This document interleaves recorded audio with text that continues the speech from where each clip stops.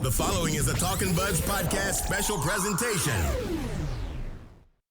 Ladies and gentlemen, the bar is open. Come on in and join the Buds for a Maple Leafs postseason pint. My friend Harry and I would like to buy you guys a round of beers. You fellas been doing a bit of boozing, have you? Sucking back on Grandpa's old cough medicine? Wash it down with 1 beer, 2 beers, 3 beers. This is the Talking Buds podcast.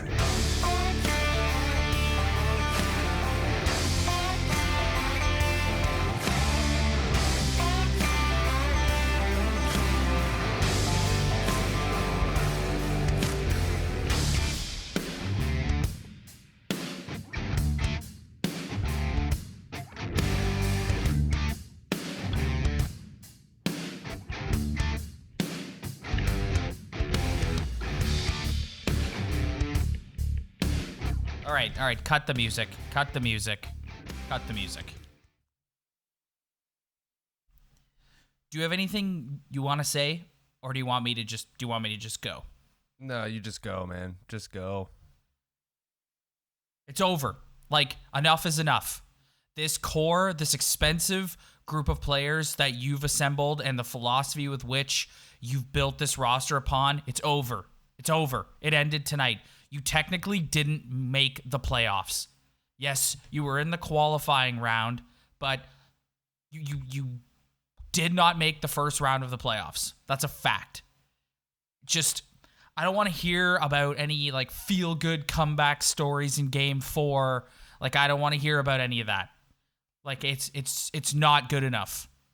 Just an uninspired effort tonight in an elimination game. Like, I'm at the point, everybody on this roster not named Austin Matthews is on the table. Period.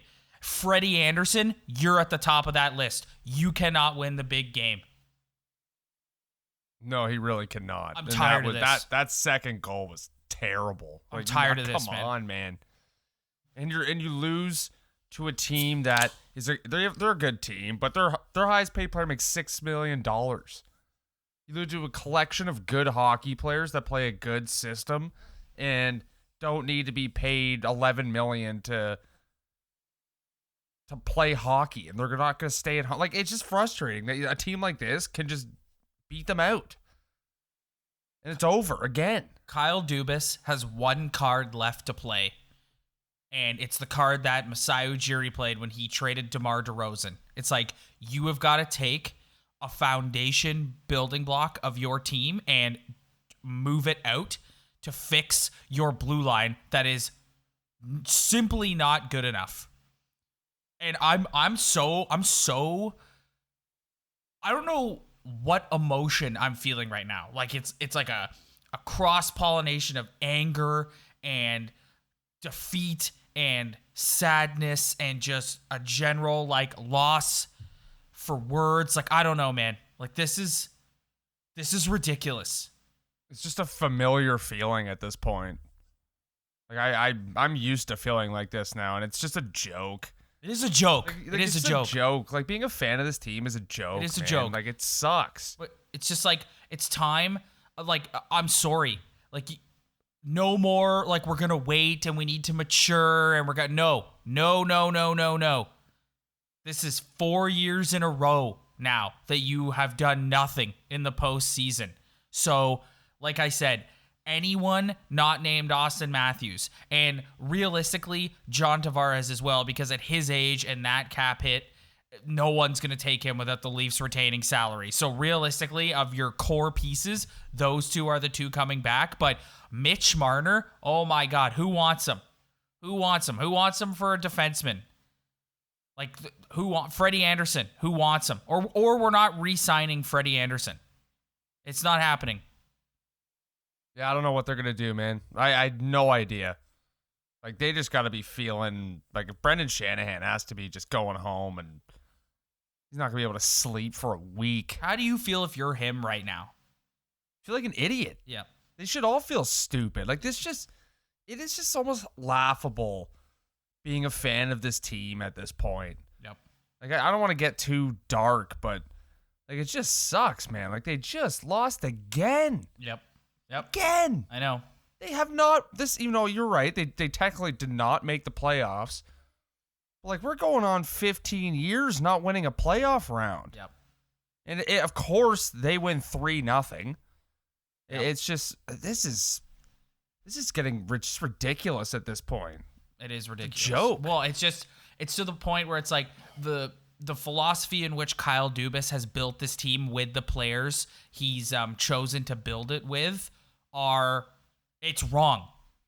Like, do you need a complete like philosophical like shift? No, but you need to acknowledge that this group of players that you have assembled it's not the right group of players. And let me tell you something else.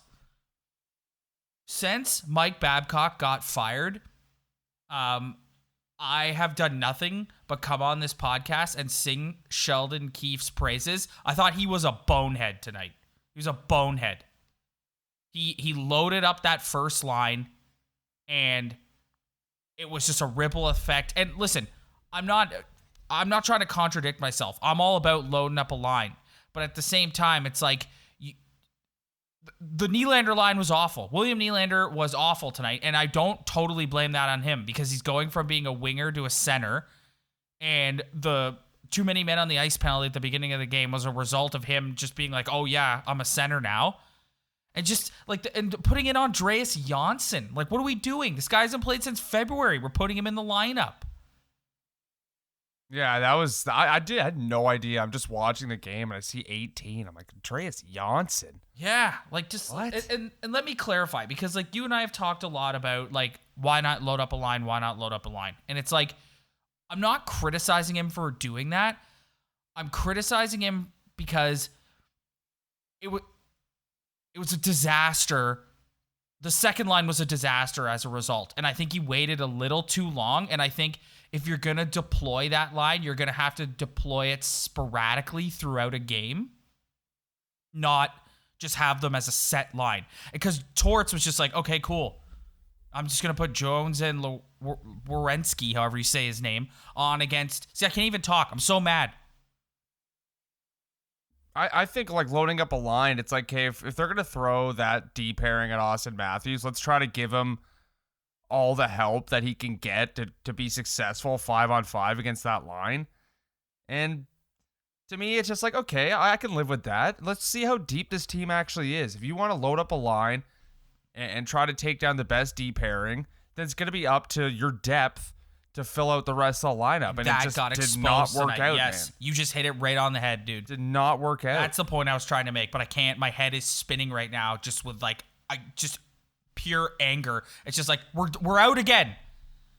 We're not going to the second round again. We're not going to the second round again. That's it. Go home. Yeah, the Montreal Canadiens are moving on. The Montreal Canadiens, a team who, when we did the episode last week after that one exhibition game, I came on here like an idiot and was like, oh, the Montreal Canadiens are going to get dummied by the Pittsburgh Penguins. Nope. The Montreal Canadiens are going to the first round. And we are going home. And of course, they're the only series to go 5 games, too. Oh, my God.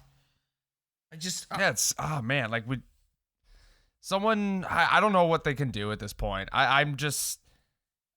You rebuild and you draft all these new players to kind of go on a run, go on the Penguins run, go on the Blackhawks run. So they did that all properly. They got all the skilled guys. They got all these franchise-turning players. And now we've kind of hit a point where we're 4 years into making the playoffs, and it's clearly not working out. Like, you can cite the Ovi example of, oh, look at the Caps, took them now. At least they won a bunch of series, though. Yeah, at least they were losing in the second round, third round. Yeah. They just couldn't get it done against Sidney Crosby and some pretty damn good hockey teams. Like, losing to the Bruins is no shame. The Bruins are a well-oiled machine, and so are the Capitals. But you're playing the Columbus Blue Jackets, who, to me, are a beatable hockey team. Yep. Beatable hockey team. Yep. And don't have one player making over $6 million, which frustrates the hell out of me because they just eliminated a team that has 3 guys making a third of the cap. Like, it's just, it's a flawed team. It is. When I look at it like that, it's just, It's not working out, and they might have to go back to the drawing board here. So, like I said, Kyle Dubas, he has one card left to play, and it's moving Marner and or Nylander to try and fix the blue line. You cannot. The blue line is just not good enough. And no, it's not. And you know what, Ryan? So far from it. You hit it on the head a few minutes ago. The overall depth of the team is not good enough. Like, where was Kasperi Kapanen? Nowhere to be found. Where was Ilya Mikheyev? Nowhere to be found. Ilya Mikheyev was invisible through 5 games against the Columbus Blue Jackets. Yeah, their depth is just not as good as people think it is. No. And with all these contracts, man, it's just going to get like, worse. You look at some of these guys on the Blue Jackets, like Liam Foudy, like just out there all over the ice. Like, where's Kasperi Kapanen? Yeah, that line was terrible. Yeah, that line was terrible. Yeah. And I'm with you. I feel bad for Willie because he goes to center, but I just, like, you can't trust the guy to do that. No. Like, I would have That's what I'm saying. immediately switch gears after. That was a boneheaded decision by Sheldon Keefe to do that. Yeah, like I thought it was an okay idea at first, but like you just watching the game and it's like this guy clearly cannot center a line like this in this type of game. Mm-hmm. He can't handle it. He's getting no help either. Nope. And just I don't know what they're gonna do, man. They're kind of just, to me, you could try to move somebody, but you're just gonna have to hope for the best because I don't think much is gonna change. They're in a terrible situation too, Ryan, because with the whole COVID situation and it being a flat cap, like that's ugh. And like, I hope every guy in that room tonight takes a look around because it's the last time you're all gonna be together as a group. Like, has there been a bigger whiff in Leaf history than Tyson Barrie? Yeah, awful. In the category, traded one of their heart and soulers for him too. Even in the category, like, he's right there with David Clarkson for like overhyped guys that you bring in. Clarkson was different; he was a free agent, but like overhyped guys that you bring in that just disappoint. Joe Sakic was just laughing his ass off after making that trade. What do you do with Freddie Anderson? Like, do you just let him play out the string and then just say thanks? It's a tough spot. Like, you look at what happened with the Dion years. Like, they just signed Dion out of necessity, a big deal, because they had no better option. And they don't have a better option than Freddie Anderson. They don't have goaltending prospects that are ready to go. No. They don't have a stud coming up. Yep. Freddie's going to demand a lot of money, but at this point, they have a 4-year case of being like, yeah, well, man, like, you're pretty good, but you can't win the big game at this point. No. It's pretty obvious. Like, you look like, obviously this is the first show we've done in a couple of days, and because life happens and stuff. But you look at game 3, right, where they blow the 3-goal lead. And it's like, you had a 3-goal lead. And you choked it. Like, when your team spots you 3, you cannot allow 4. I'm not ready. I was just sitting there. I was like, I'm not ready for the conversation we're having right now. I'm not in the mood to talk about it. Like, I'm just not ready for it because it happens every year so soon. Yep. Just who we trading, how they going to make this team better. Is Freddie Anderson the guy? Now we're just back to good old off-season Maple Leaf talk because that's all we've had for years is just off-season chit-chat. And they just piss you off, man. Like, that's such a winnable series. Yep. And it just shows you that they're just not good enough. Nope. They're not. And I think it's the wrong mix of guys. Like, there's not enough. Like, when Jason Spezza feels like he has to go out and drop the mitts to get you going, there's something wrong with your self-motivation. And we've been pretty negative here for the first 14 minutes of the show. So if I can just take a moment to be positive, Austin Matthews was an absolute stud for 5 games and proved he was the player that I have constantly said that I really want him to be through 5 games. He was a dominant offensive force. He is the franchise of this team. He is the last player that you should be thinking of moving. He's your Kyle Lowry. Like, he's the stalwart. He's your best player. So I tip my hat to 34. I thought he was excellent. I thought he was a beast. He put up with that defense pairing all over him for 5 games. I thought he was awesome. But yeah, everyone else, man. Like, I can't think of one other person who I like stood out through all 5 games. Like, Tavares had his moments where he looked good and then also had moments where he looked awful. Morgan Riley had his moments where he looked good, but also moments that he looked awful. The defense. Yeah, Go ahead. I'm with you. I'm with you on Matthews, but I just, if you're listening to this and you got a problem with us being negative, like, I apologize, because I can't be positive right now. I cannot. The defense through and through is awful.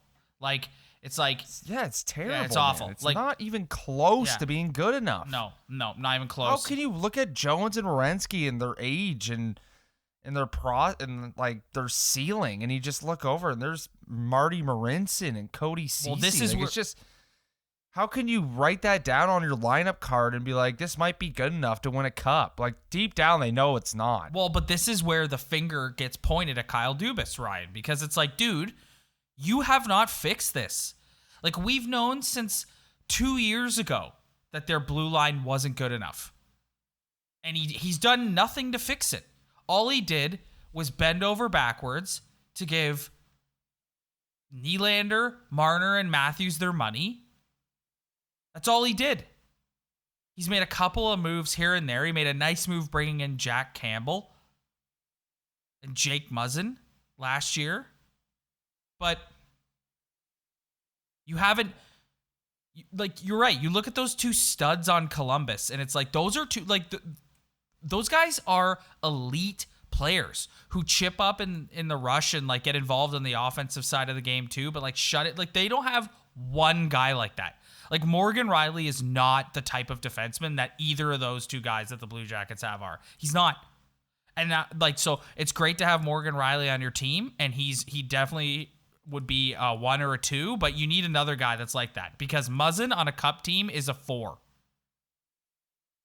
Yeah, I've known this for more than 2 years. It's been a long time that this team has not had the players back there to do anything. Like, you're just lying to yourself if you think that, well, if this guy can have a good year and if this guy can have a good year. Like, it's just not, it's so not good enough. It's just not. And if they think it is, they are just lying to themselves. Well, I in the coming days, I'm telling you, like, I hope Kyle Dubas and Brandon Shanahan have a one-on-one, and Shanny looks at him and says, because you know what? The clock is starting to tick on Brendan Shanahan too.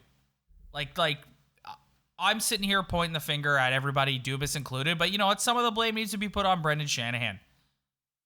It's absolutely. Like you need to sit. You need to have the stones to look at your son, Kyle Dubas, and be like, this is not good enough. We got to fix this. I just don't think they can fix it at this point. Like, those are not contracts that are easy to move. And, man, they really just did a number on themselves. I don't know how they're going to get better. Like, I just don't. Like, I'm just so... I'm excited to see what they try to attempt, but I just, man, it's not going to be easy trying to take a step with the kerfuffle you're in with all these contracts, man. I have no idea. I don't know what, like, in the coming days, you and I will do a full, like, season wrap episode, and we'll go through the whole roster and, like, really assess, like, each player and what we think their future is and give them a grade and everything. But it's just like, right now it's all I just emotions. got nothing good to say, and I feel sick. Like, I have nothing good to say. Like, this just people who are diehard fans of this team, they should understand. Like, it's getting a little sickening. Yeah. It's how gross. how non-successful this franchise is. All right, let's do bum of the series, beauty of the series. So there's an obvious answer for beauty of the series. Do you want to take it? No, you can go ahead. Austin Matthews. Rewind this podcast 2 minutes and you'll hear everything I said about him again. I thought he was a beast, and I thought he showed that he is an elite force in this league, and he's the franchise. Period. Yeah, I'm gonna have to go with Austin Matthews. I'm sitting here thinking, and there's no way I can even just come up with a different name just for the sake of having a different take than you. Like, this guy was just, from the drop of the puck till the last second ticked off tonight, he was a stud and an absolute superstar and was phenomenal. So I'm gonna have to go with him as well, because I just don't feel like sitting here and being like, well, Jason Spezza had a few good shit. Like, no, like, Austin Matthews is hands down the beauty of this series. Yeah. He wanted it, dude. He wanted, like, every shift, he wanted it. So 100%. And like I said, trade everybody except him. All right. Honestly. Bum of the series. Go ahead. I'm gonna go with Mitch Marner. Yeah, I'm gonna go. I just think he's put in a top position, and he's in the play a lot, and he'll make a couple nice passes and do his hesitation and find a guy. But, like, this guy he doesn't bring what needs to be brought for that amount of money and for what this team needs. And it's just, I don't think he's good enough at all. He's just not good enough for that. No. And he just bent them over, took his money, and he's just not that good, and he's not that much of a difference maker. And I just wanted more from him all the time in this series while watching it. So he's my bum of the series. Yeah. He has officially played himself to the top of the assets we can move or should try to move to fix the blue line, because the amount of work the blue line needs, you're going to need to move quite a few pieces to get quality assets back, and he's right there. He's at the top of the list, in my opinion. I hold him to a higher standard than William Nylander, too, at this point. So that's why I'm a little more disappointed in him, because, like, I could go after Nylander like I always do, but my expectations for Mitch Marner are way higher, and he just did not meet any of my expectations consistently in this series. So, judging by the discussion on Leaf Twitter, you and I are not alone in how we feel about Mitch Marner. But I'm going to do a quick bum of the series, and it's the other obvious name. It's Freddie Anderson. He ran out of chances for me tonight. He ran out of chances for me in this series, quite frankly. We know what he is. He's a good goalie, and he can make a big save here and there. But is this a guy that is going to go in there and go lights out, legend, steal you a series, elite, Vezina candidate? No, he's not. So yeah, he's really not, and he just can't win the big game. What can I say? Yep. What else can we say? He can stop 1 million pucks in the regular season, but he just cannot win a big playoff game. Yeah. I don't know what to say. I'm sorry to everybody listening. Like, another year of just feeling dejected and just failure. Why do we cheer for this team? Why do we put ourselves through this year in and year out? I don't know, but it's getting laughable at this point. And I'm just not enthusiastic at all. Like, this is just, I can't believe we're just doing this again. Yep. And we're just the joke of the league again. The Montreal Canadiens fans are laughing at us right now, and they have every right to. Yeah, go ahead, laugh it up. Yep. You deserve to laugh it up. Yep. I'm not mad about it. All right, Rye. I think that's enough negative energy for one evening. So we will reconvene in the coming days. So give us a day or two. Let's see what happens with the draft lottery and how that unfolds, and then we'll get back and we'll go through the whole roster and do report cards and Like, after we talk about what Dubas's comments are, what Shanny's comments are, what Keefe's comments are, we'll talk about all that. I'm sorry that for the second year in a row, we got to cut the postseason Pint short, everyone. I'd love to go to the second round and be talking about stuff, but it's just another year where that's not happening. Yeah, literally, it just cut short again, even shorter than last year. Yep. Well, thanks for downloading, everybody. We'll see you in a couple days. Open a cold one. Do something. At least we have the Raptors. Yeah, we do. Yeah, we still got something. You want to feel good? Watch the Raptors. All right, everybody. Usually do feel good watching the Raptors. Yeah, exactly. There's a team that's got it figured out. All right, everybody. Thanks for downloading. We'll see you in a couple of days.